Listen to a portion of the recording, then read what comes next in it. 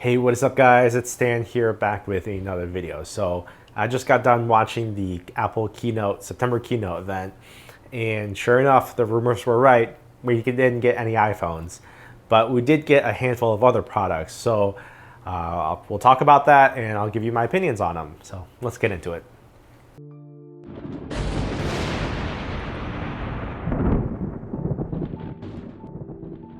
Now, first up, Apple talked about Apple Watch.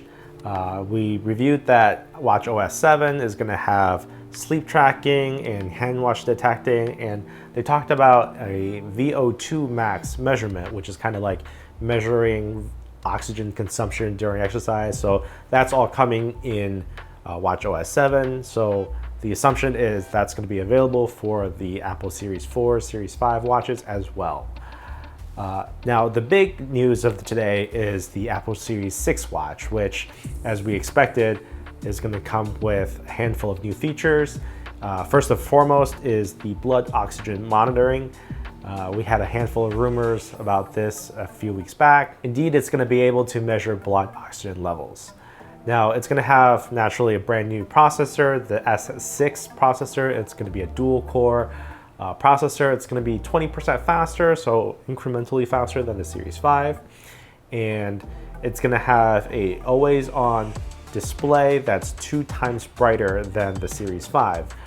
They explained it as, since it's going to have better efficiencies and whatever, they can have the always-on display a little bit brighter.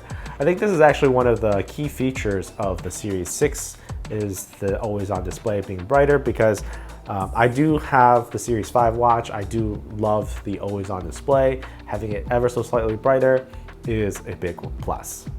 It is also going to have a always-on altimeter.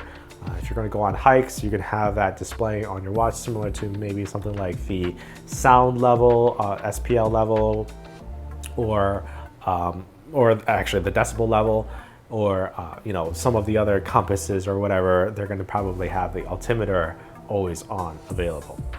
Now, they also announced a handful of new Apple Watch bands. You got the solo loop, and then you got the braided solo loop and a new leather link. The solo loops are actually kind of interesting because it doesn't have any clasps. It's a very, very simple band that you just slip on your wrist. I'm thinking kind of like the Live Strong elastic bands, or at least that's kind of what I'm envisioning. And then the braided solo loop band is kind of like a ropey braided version. It looks really awesome, actually, to be honest. My wife's going to be picking up a aluminum braided solo loop band with her Apple Series 6 watch.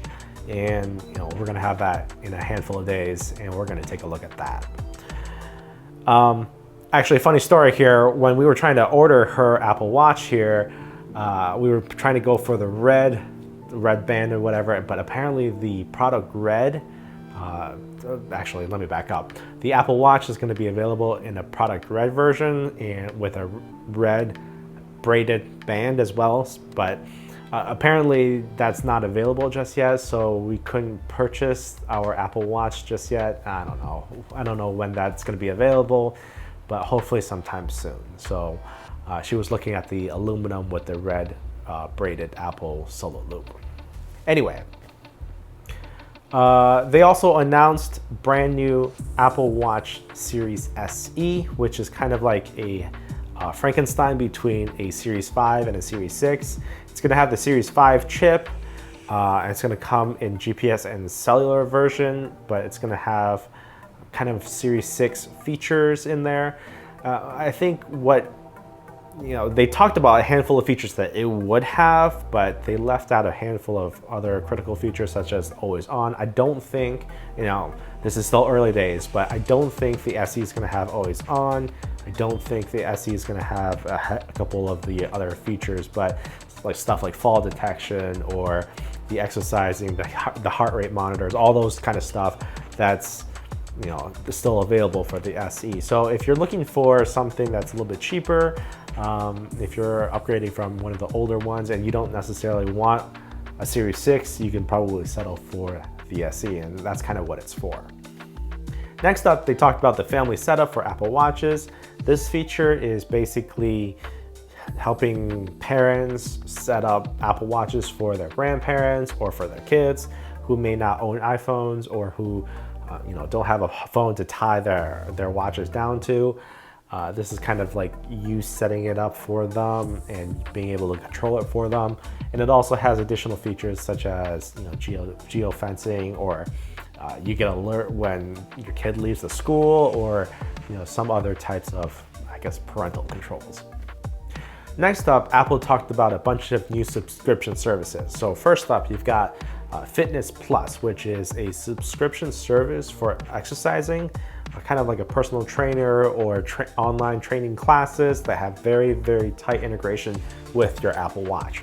For example, there's a bunch of exercises, cardio exercises, walking, running, whatever, cycling exercises that you watch on your iPhone, for example, at the gym, or on your Apple TV at home.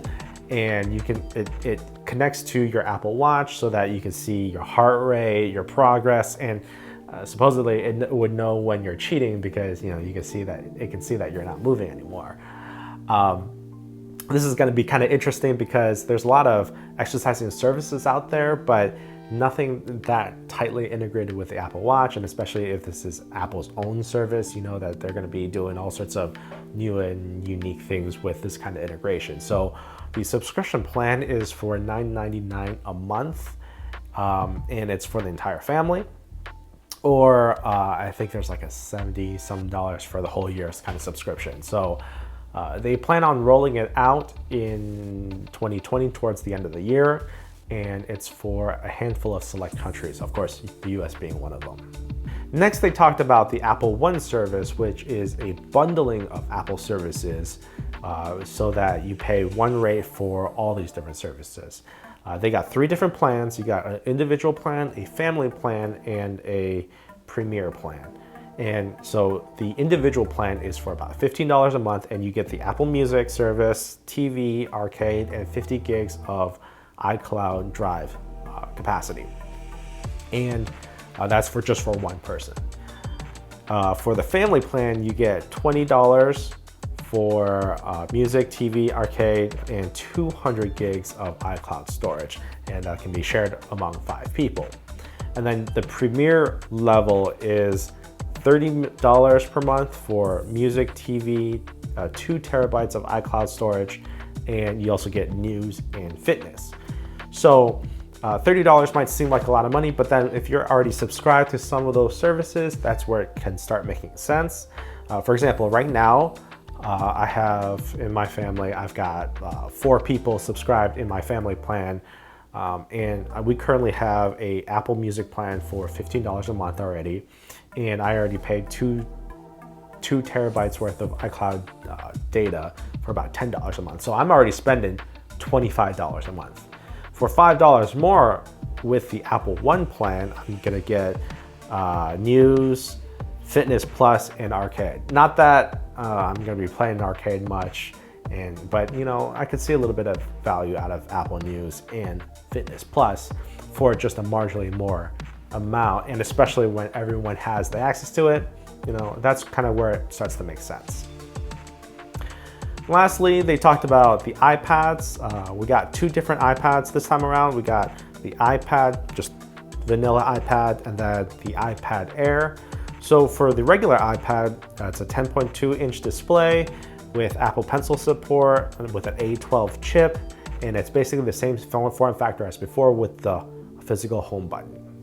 For the iPad Air, it's kind of a little bit updated. It's going to be closer towards the iPad Pro form factor, which is basically the whole all-screen form factor, and it's a 10.9-inch display with no home button. The way it differs from the iPad Air the iPad Pro is that it does not have Face ID, and instead it has a Touch ID on the power button. And internally, it's going to be updated to the brand new Apple A14 Bionic chip, which is a 6-core CPU chip with 4 GPU cores, A14 being the latest and greatest. And in fact, I think that's even newer generation than the iPad Pros, because I think the iPad Pros are like, what, A13Z, something like that. So the A14 is going to be it's probably the cut down version of what we're going to be seeing on the Apple Silicon Max, the A14X or whatever they're going to be calling it. So if you are in the market for an iPad, but you don't want to actually spend all of that, over $1,000, I can't remember the prices to be honest, but if you're not willing to spend all that extra money for the iPad Pros, the iPad Air is probably a pretty good place to start. It doesn't have the triple cameras on the back. It doesn't have the LiDAR detector as you would find on the iPad Pro. But, and of course it has the pencil support. It's got the big screen, and it's got the Touch ID. So it's kind of like a middle ground. It's going to be a little bit more premium than the regular iPad, but it's still a step down from the iPad Pro. So that's basically all of the things that they talked about in the September event. Really, Apple Watches, services, and iPads. Unfortunately, we didn't get any iPhones or any mention of Apple Silicon Max. Looks like we're going to be probably getting that next month, maybe October, November, whenever we get those iPhones. So be on the lookout for that event as well. Now, just a couple thoughts before we wrap this up. I think the Apple Watches are going to be pretty nice. However, if you already have an Apple Series 5 watch, you might be searching for reasons to upgrade. If you want the latest and greatest, of course, pick up the Apple Series, the Series 6 watch, right? But the major differences between the Series 5 and the Series 6, from what I can tell, is basically the blood oxygen monitoring, a little bit faster processor, and then the always-on altimeter, and then the always-on display being a little bit brighter. Other than that, though, it's kind of not that big of a difference, I don't think, between the 5 and 6.